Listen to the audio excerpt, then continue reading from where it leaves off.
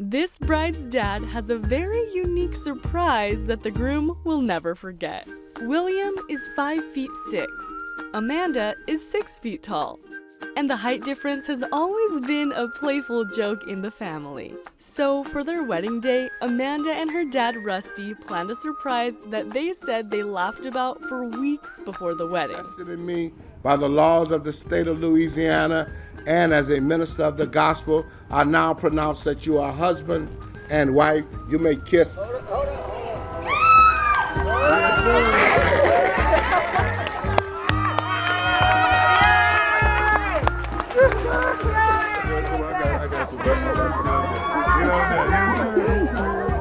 Amanda told us she hopes people don't make life so serious because you'll never regret the moments you spent laughing with the people you love.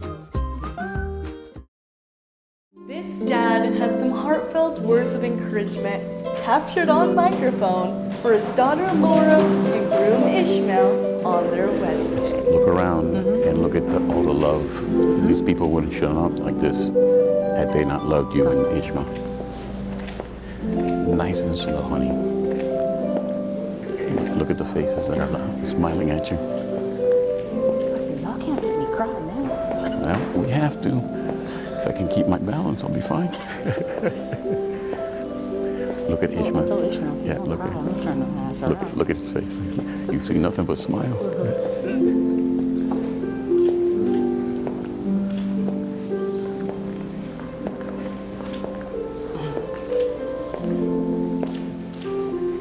Want me here? Okay. Wait. No. You know more than me. Ishmael? Take care of him. All right? I love you. Nope. Take care of him. Give me a hug, too. You'll be fine, kiddo. I'll be always by your side. You'll never be alone, okay?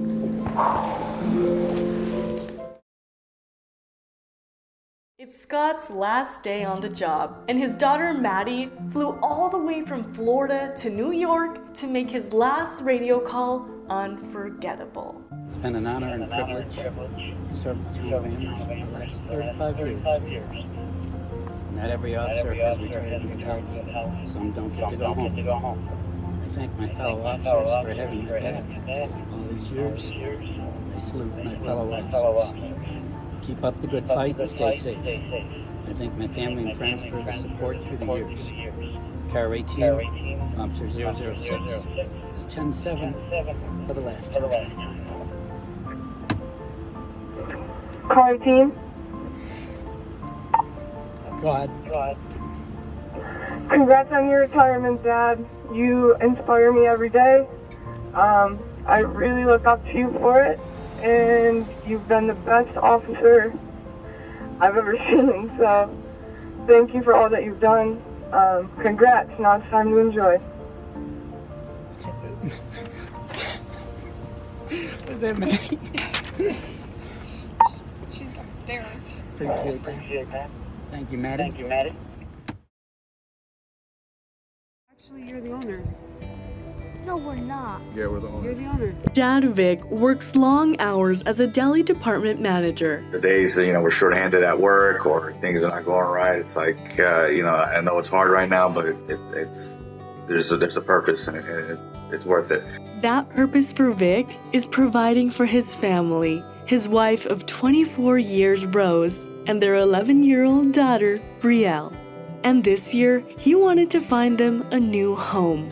Kind of a simple guy. As long as I have somewhere to sleep and watch TV or whatever and go back to work, I'm okay. But it was very, very important for me to give my daughter a home, a place that she could go home, a place she could say she grew up in. There was houses that were nice, and there was houses that weren't the best. But I know that, if they liked it, then I was fine with it because, they tried their hardest for it.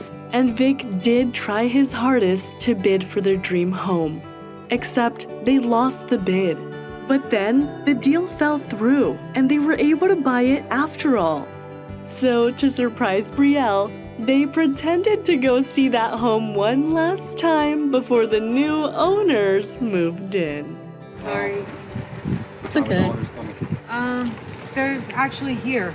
They're here. Yeah. I know, you know? I hated doing this. I'm like, oh my God, you know? You okay? What's wrong? All right, Brielle, well, actually, you're the owners. No, we're not. Yeah, we're the owners. You're the owners. No, we're not. Papi did it. I got it. You got it. You got it. I did. You got it. I got it. You got it. Yeah, I got it, baby. I'm so proud of you, Bubba. Yeah, don't make me cry. I'm happy. We did it. We did it. Here, go open the door. Go open your door. Go. To your You home. do it. He worked hard for us, and he did all this for us. And I know, like, that I felt like I wasn't helping him, and he was like carrying everything we were doing. So I was like extremely proud that he did all this just for us. There it is. Welcome there. We gotta take a picture with the phone. Yay!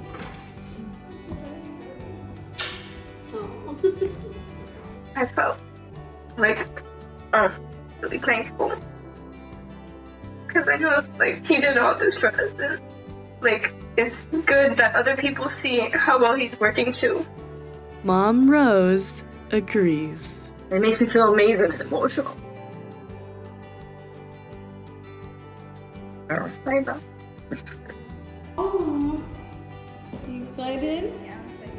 You did it. I see people saying that, like, I hope I get that someday.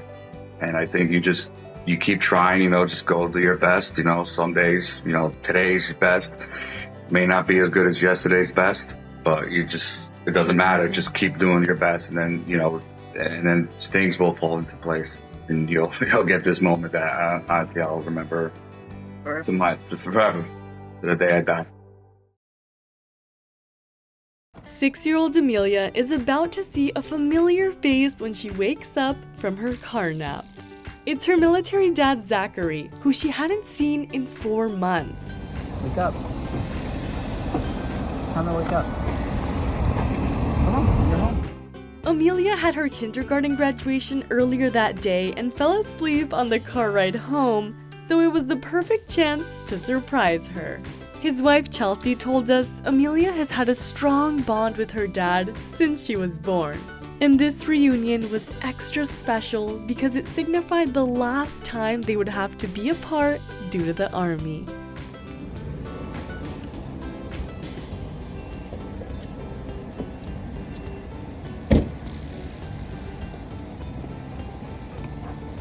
Wake up. It's time to wake up. Come on, you're home.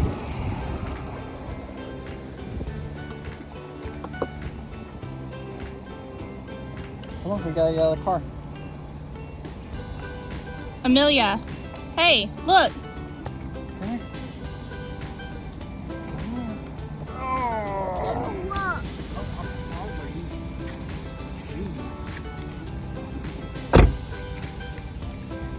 Hey, who is that? It ain't me.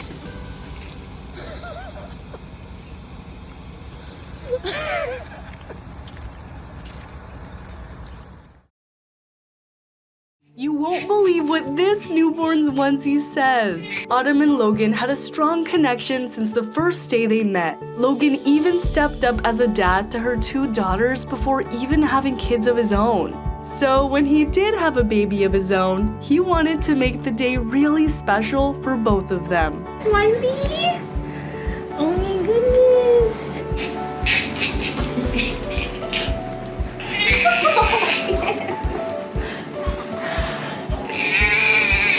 I told you I had the perfect push present for you, even though you didn't push. Oh my god. Will you marry me? Yeah. I I'm shaking. even believe.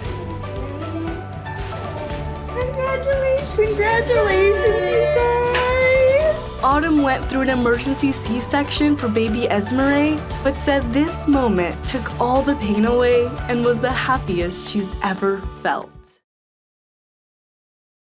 I missed her whole basketball season. It was the first time I missed her birthday, Christmas. She was casting her first musical, and I missed that. It was Seth's third deployment with the Air National Guard. He was gone for about 2.5 months. You know, it was one that kind of intersected at some unique moments in her life. So I think she was missing me more than we anticipated. So it was a perfect surprise for that reason. A perfect surprise for his 12-year-old daughter, Charlie. As soon as he found out he'd be coming home a little earlier than expected. So I wanted to give her a moment like that, a core memory where she could look back and know that someone put effort into making her feel loved and appreciated and taking time to do something good for her. So Charlie's teacher assigned her to do a presentation about her dad's job in the Air Force, so Seth would have a reason to zoom in. Hey guys! Hey Char! Are they up there? Yeah, hi sweetie. There we go. All right, all the way, Charlie. Cool. You're in Thailand? I actually just got back from Thailand, so I'm back in Guam now. But Seth was actually back from Guam too, and only a few steps away from Charlie's classroom. That was my cue to fake a lost connection. Actually, I can't really hear. Can you guys say something again? You're kind of freezing up on me. Can you guys see me? Yeah. Miss Clevenger, can you guys see me? Yeah.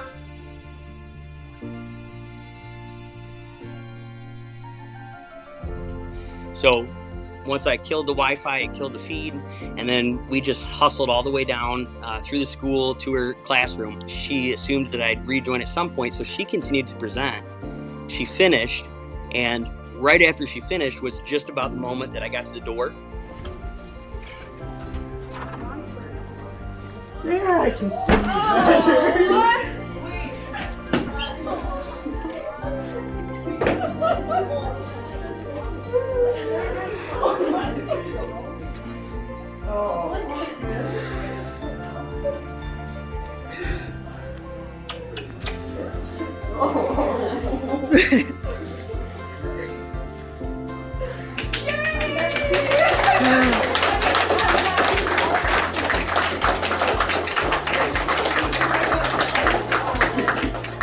I think I put so much planning into making sure that the surprise went off without a hitch that I forgot to take a personal moment for myself and be present. So it's almost like just that first hug is when all of a sudden I was present in the moment and realized, like, okay, I don't have to be away from my daughter anymore. I get to be part of the daily functions again. You know, we're best friends. We're very close. So even just 2.5, 3 months away was hard on both of us. So that hug is kind of the first point that I realized, like, okay, I'm home. I've got my daughter back. This is good. And Seth told us he thinks his best friend really deserves a bit more recognition. But I don't think frequently enough people really have a grasp of what the spouses and children or significant others, mothers, fathers go through when someone's away. We've got other halves of our lives that are completely without us and concerned, and they suffer in ways, a toil while we're away. And for a military kid, I mean, that's a huge debt paid that my daughter didn't sign up for. I was in the service before she was born. So I ask a lot of her. So I'm hoping what people take away when they see a video like this and other videos like this is that, yeah, express your gratitude for the service member. That's great, for sure. Keep doing that. We appreciate it. But also think of the family and close friends, everyone else in that person's network who is experiencing some sort of loss while we're away, some sort of relief when we return, and express gratitude for them, especially the kids, especially the military kids. Behind this barn door is something Denny never thought he would ever see again. Denny would always take his prized 1959 Edsel Ranger to the yearly car show. It's the one thing he looks forward to every year, and that car was one that my late uncle rode with him in to the car show and spent a lot of time with him working on it. I worked on it with him a lot when I was a kid too. So there's just a lot of memories. My sisters remember riding in it, just out having fun every Sunday or something. But he had to sell the car to support his family during a time of need. Yeah, the economy wasn't doing too good, and my parents were having a little bit of a tough time, so he had to choose to sell what he could that would bring the most money, and that was the car. And he really didn't want to sell it, but that was the only option. So he ended up letting it go. But he didn't want to forget about it. So he framed photos of the car with his late brother and put them up all around his office. And his family didn't want him to forget about it either. So I finally found it in 2018, I believe it was. And I got the gentleman's number and spoke with him, and he really didn't want to part ways with it. So he kept my information and jotted down a couple little notes. And after he passed away, his wife found the note and my number and remembered the story, and she called me, and I got with my mom and my sisters and brother-in-laws and my wife, and we all came together and decided that was what we needed to do, is get the car back for Dad. So for his 67th birthday, they did get that car back for Dad. Hattie, go get Papa his card. The grandchildren each handed him a card that altogether read, "Can we go for a ride, Papa?" So Denny thought he was getting a riding lawnmower. But then...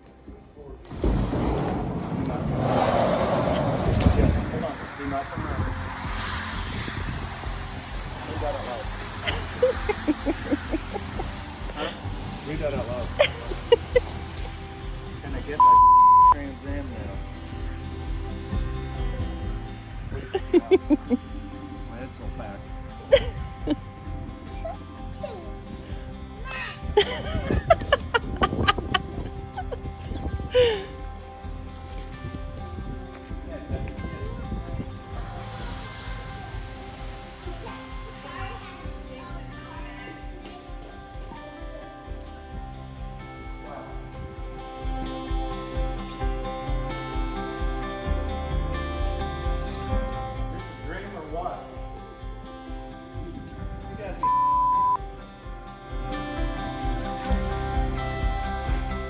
That's it.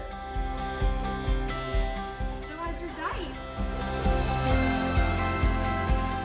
Really hoping for Kubota. Oh man, thanks everyone, but this is nuts. I mean, we thought he'd be surprised, but we didn't think it would knock the wind out of him. I feel like he was in shock for several days after. Go get him.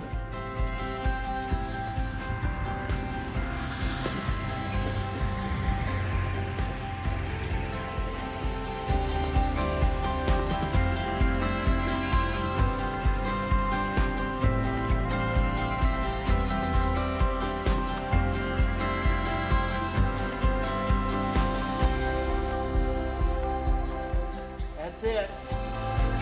Got the holes in the headliner.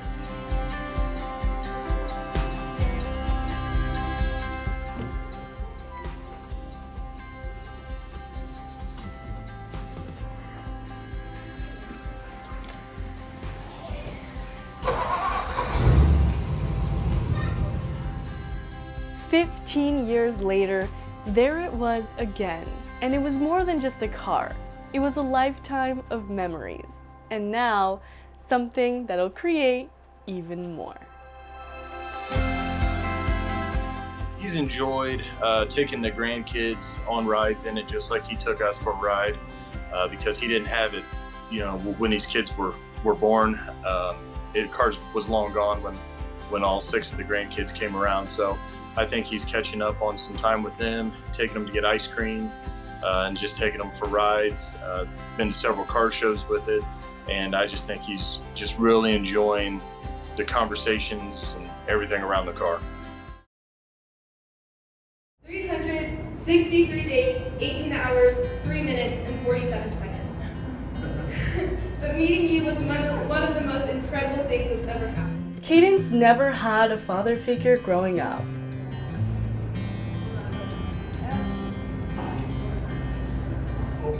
Her mother, Katie, was my junior high crush. I was my biggest crush, and I was a little nerd, right?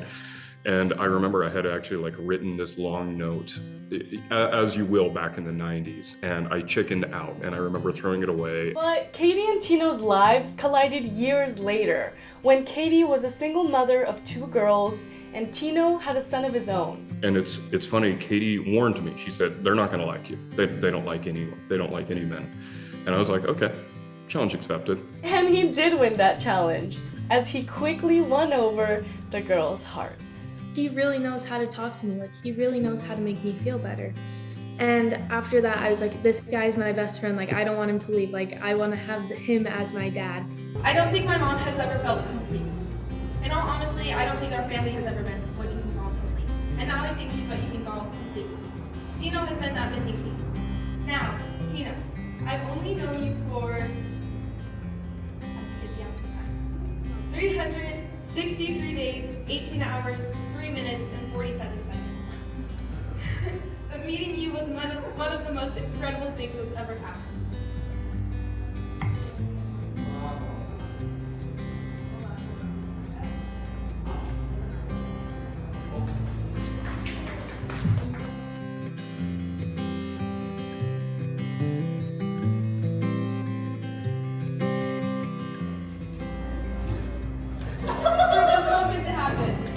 Dad, will you adopt me?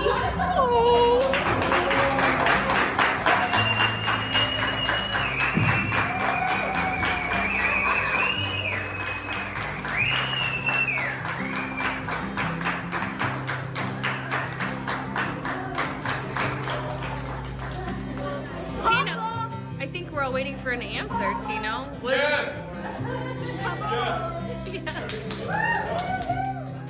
When I unraveled that piece of paper and I just saw the top line, I lost it. I just remember sitting there like really puzzled, like, okay, you're being a little bit too nice right now. Where's the rose set?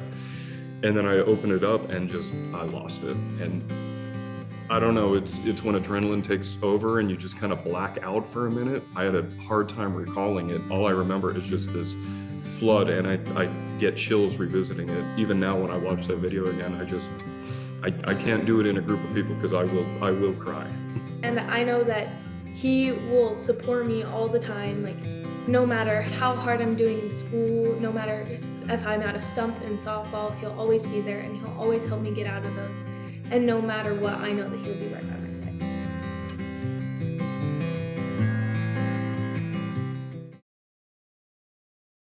Five-year-old Jason has a big question to ask his stepdad. Leslie was a single mom with a 1-year-old when she met Matt at a country concert. I never dated anybody that had a kid before, but it was definitely fun. A guy gets to be a little kid again, playing with little boys, splashing in mud, and just driving his mom crazy. Later, they had their daughter Emily and were also going to get married after 4.5 years. But little Jason had some questions. He was just kind of confused about why his sister had my name and how mommy was getting my name and he didn't. Explained to him that one day it would be. Little did Matt know that day had finally come. The moment we met between those porta potties and beer tent, I knew you were something special. But the moment that will forever live in my mind is the morning after the very first night we spent together, when you met Jason for the very first time. After a short period of time, you two became best friends, splashing around in mud puddles, swimming together in the lake, and piggyback rides that once resulted in banana pudding vomit all over your head. About 3 to 4 months into our relationship, I remember Jason pointing at you and saying, "Dad, Dad," over and over again. We were quick to correct him though. No, Matt. But he didn't care. It's like my 1-year-old was telling me, "No, Mommy, that's my daddy, and he is not going anywhere." And you have it. Kind of sort of had an idea where it was going to go, and then it just kind of hit me like a brick, and it was beautiful. Today we are celebrating so much more than just the two of us. We are celebrating all of the wonderful things that we have already accomplished in the last 4.5 years. And we are celebrating one more thing. I wasn't crying. There was just a lot of dust in the air and stuff.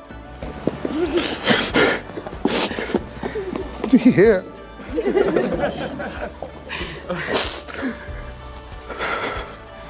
Yeah.